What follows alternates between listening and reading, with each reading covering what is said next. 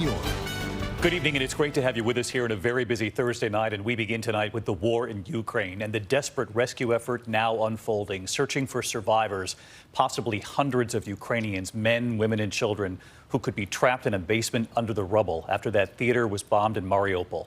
Bombed, as we told you last night here, even with the word children written in Russian on the ground on both sides of the building. It was hit anyway. The remains of the theater still smoldering. Ukrainian authorities say it is impossible to know for sure, but they say up to 1,000 people had been using that theater as a shelter. Unclear how many were inside it when it was hit.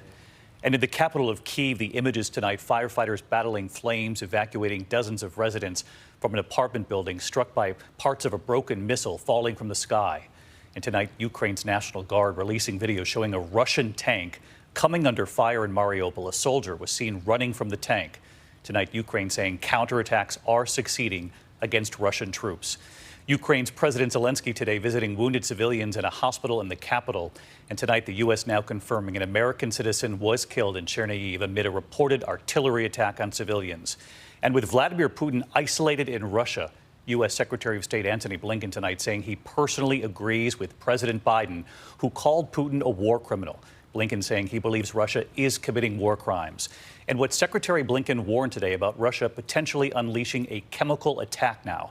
Martha Raddatz with new reporting tonight on that, on Putin's state of mind, and on concerns over President Zelensky's safety.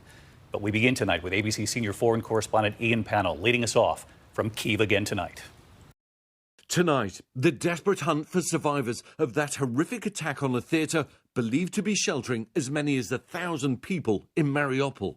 The wreckage of the building left smouldering, as seen in these verified videos on social media, as a frantic rescue effort got underway today. Ukrainian authorities say so far only 130 people have been confirmed rescued from the site.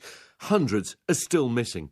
Some may have escaped. Others are believed to be alive in the basement, trapped under the rubble. President Zelensky's office saying for now they have no clear figures for how many people are still inside. In one of the few remaining hospitals there, the injured are rushed into ER under relentless Russian attacks. Doctors frantically trying to save people's lives, even as they and the hospitals they work in repeatedly come under fire. Videos posted to social media show other sites also sheltering civilians being hit, like this swimming pool complex. Some have escaped the besieged city, but as many as 250,000 may still be trapped there as the fighting rages.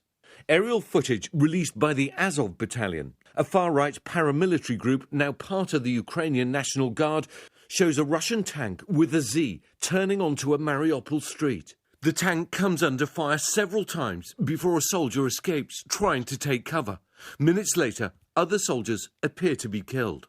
Hundreds, possibly thousands of civilians have been killed in this war. Today, a family of 5 was killed in Chernihiv in what Ukrainian authorities say was a Russian strike. The emergency services sharing a graphic video showing rescue workers recovering the bodies of 3 children, a 12-year-old girl and 3-year-old twins, and their parents. The governor of the northern city describing colossal losses and destruction. Tonight, the State Department confirming that an American citizen was killed in a Russian artillery strike there. Ukrainian officials identifying him as 68-year-old James Whitney Hill.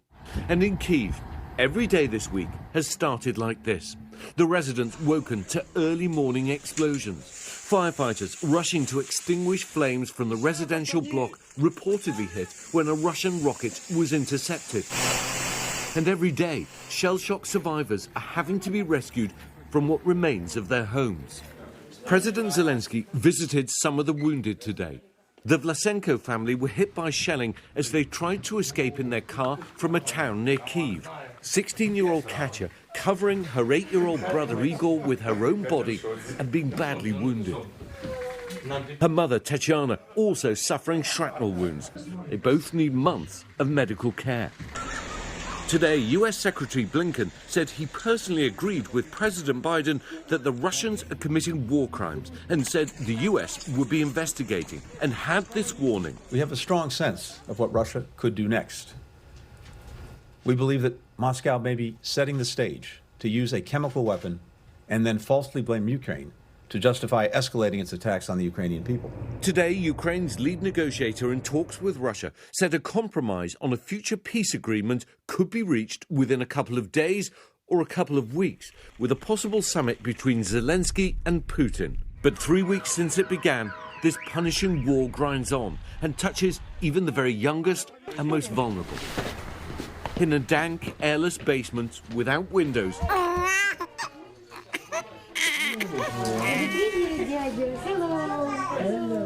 20 babies born to surrogate mothers are hiding from the war, cared for by 8 dedicated nurses. You already have a very hard job. How much more difficult and dangerous is it because of the war? Ludmila says the hardest part is the small enclosed space and the constant threat of explosions.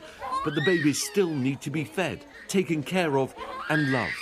Parents from America, Europe and elsewhere are awaiting their children, but Russia's invasion has kept them away.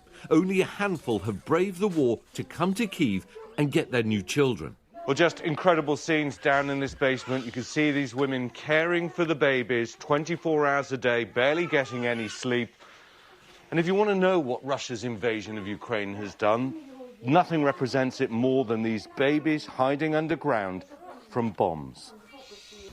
Bless those women taking care of the babies in the capital of Kyiv. Ian Panel back with us tonight. And Ian, I know U.S. authorities say that the Russians have been stalled in multiple locations across Ukraine. In fact, the Pentagon saying tonight that the Russians are still about 9 miles out from where you are in Kyiv, where they've been for days. You've been reporting that. What are you seeing on the ground? And we're also learning tonight about more of this military equipment being sent by the U.S., these small kamikaze drones, as some call them, that can be quite effective. Yeah, that's right. I mean, interestingly, the UK Ministry of Defence saying today that they think the Russian invasion stalled on all fronts. And we have heard these intense battles being fought around Kyiv. But as you say, the Russian advance has effectively been stuck about 9 miles away. So that's why the Kremlin seems to be switching to these longer-range strikes, which, of course, the Ukrainians need help with. And so, yes, this US military aid package now includes these 100 Switchblade or kamikaze drones, which can target Russian vehicles. And they don't drop a payload like typical drones. They fly directly into their targets and destroy them.